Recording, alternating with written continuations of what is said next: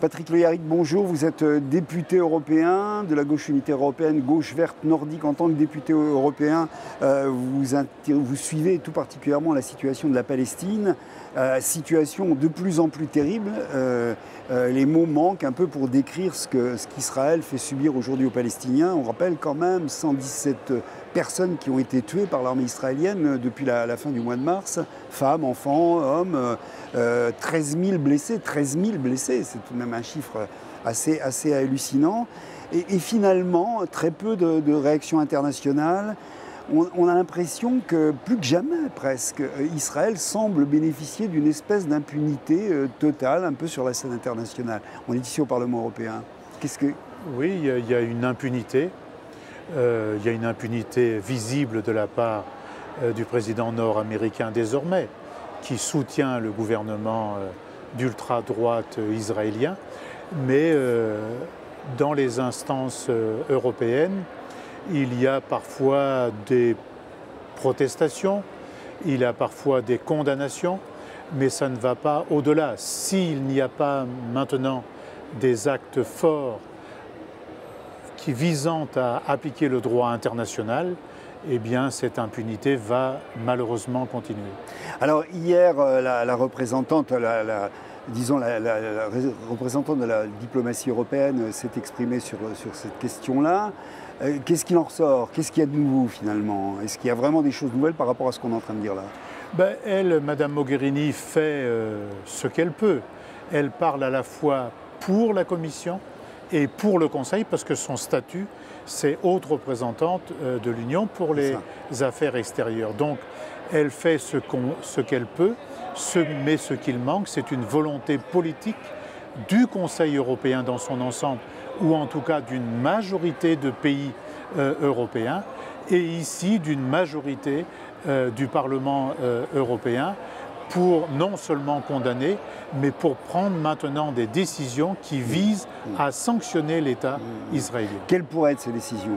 Parmi ces décisions, l'Union européenne a entre les mains un atout considérable, en plus évidemment des résolutions de l'Assemblée générale des Nations unies. Nous avons un accord d'association, un accord de partenariat avec Israël qui, dans son article 2, dit que dès lors qu'un pays ne respecte pas la liberté ou la démocratie ou le droit international, nous devons rompre cet accord. Or, nous sommes dans ce cas-là aujourd'hui. Cet État israélien, aujourd'hui, occupe un autre État, occupe une autre terre.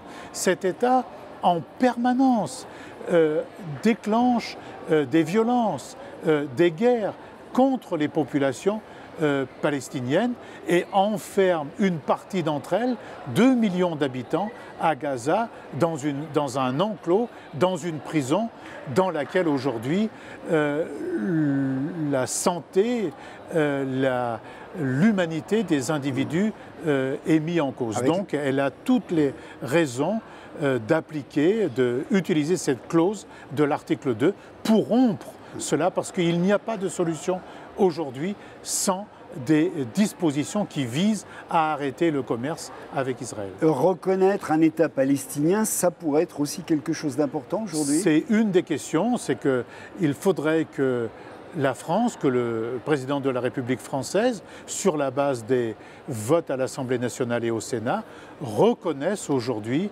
l'existence de l'État palestinien. Il y a bien longtemps, 70 ans, qu'on a reconnu l'État israélien. Il faut aujourd'hui, c'est urgent, reconnaître l'État palestinien. C'est une manière de modifier le rapport de force en faveur de l'équilibre et du droit international. Oui. Vous le disiez tout à l'heure, l'élection de Donald Trump et la politique qu'il est en train de suivre en ce moment de soutien, effectivement, plus que de soutien à Israël, puisque lui-même a décidé, par exemple, de l'installation de l'ambassade des États-Unis à Jérusalem, produit un contexte, disons, un nouveau contexte international qui n'est pas du tout favorable à l'heure actuelle aux Palestiniens. On est presque dans une des pires situations qu'on ait connues depuis le début de l'occupation de la Palestine, à l'heure actuelle, dans ce contexte international marqué par les États-Unis, finalement. Oui, c'est vrai que c'est un contexte qui à l'instant où nous parlons, n'est pas favorable, mais c'est un contexte qui peut se débloquer. On pourrait mobiliser des pays arabes, on pourrait mobiliser un certain nombre de pays de l'Union européenne. En Amérique latine, on pourrait engager des discussions avec la Russie et la Chine en faveur du droit international. Donc un travail diplomatique et un travail politique de la haute représentante de l'Union européenne, de plusieurs ministres des Affaires étrangères d'un certain nombre de pays européens pourrait débloquer rapidement la situation de telle sorte qu'on organise une conférence internationale sous l'égide de l'Union européenne. Et on a entendu tout à l'heure le président de la Colombie parler de l'accord avec les FARC. Même chose, 50 ans de guerre en Colombie, qui tendait presque la main d'une certaine manière à l'Europe en disant notre modèle, on pourrait, pourquoi pas vous aider à... Enfin, on pourrait servir de... On peut prouver aujourd'hui qu'une guerre terrible, comme celle qui a eu lieu en Colombie, peut, du jour au lendemain, si on entre dans un processus de négociation, dans une phase diplomatique, on peut avancer, on peut gagner à un moment donné. Tout à fait. On a tous les outils pour ça, il y a le droit pour ça, il y a l'histoire pour ça, il y a une volonté des Palestiniens, il y a une volonté d'un certain nombre de forces démocratiques et pacifiques en Israël. On se demande quelle est l'attitude, est-ce qu'il y a à l'heure actuelle au sein d'Israël même, parce que ça compte, ça a de l'importance, une opposition qui effectivement à un moment donné peut... On a vu qu'il y avait eu quelques manifestations après ce qui s'est passé, les massacres de Gaza. Quel est l'état, vous connaissez la situation, vous connaissez le terrain, quel est l'état de l'opposition israélienne aujourd'hui ? Une majorité de la population israélienne veut que l'on mette fin à l'occupation. Une majorité de celle-ci veut qu'on trouve un système de cohabitation entre les deux peuples. Donc il n'y a pas de raison qu'on ne s'appuie pas là-dessus pour faire avancer les choses, et ceci dans le sens de l'humanité, ceci dans le sens de la justice et de la paix.